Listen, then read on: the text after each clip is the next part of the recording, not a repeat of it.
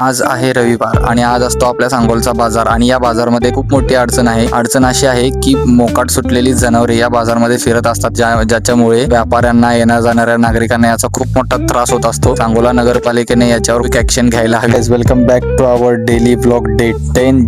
आज संडे असल्यामुळे फ्रेश होऊन निघालो आउटसाइडला. पप्पांनी आपली कार सोलापूरला नेलती, त्यामुळे आज दिवसभर मला R15 किंवा स्प्लेंडर वरतीच फिरावं लागणार. त्यानंतर आजचा ब्रेकफास्ट मी बाहेरच केला. पाहिलं तर प्रिन्स झोपला होता. नंतर मी आत्यासोबत शेतामध्ये गेलो. शेतामध्ये आल्यानंतर गायीने चारा खाल्ला नाही की हे पाहून घेतलं. आज आमच्या राजाला मी पार्ले बिस्किट टाकलं आणि त्यानंतर त्याने ते खाऊनही घेतलं. याच शेतामध्ये आहे आमचं छोटंसं फार्म हाऊस, जे की आम्ही 5 ते 6 वर्ष झालं केलं होतं. सध्या इथं कोण राहत नाहीये, बट आम्ही हे डेव्हलप करणार आहे. घरी परत आल्यानंतर पोर्च मध्ये आम्हाला प्रिन्स दिसला आणि आता त्याच्यासोबतच पोर्च मध्ये खेळायला लागली आणि थोडी मस्ती केली. तर मी दुपारचे जेवण करून घेतलं. त्यानंतर प्रिन्स सोबत थोडा टाइम स्पेंड केला. सध्या तर आमचा प्रिन्स बोलायला शिकत आहे.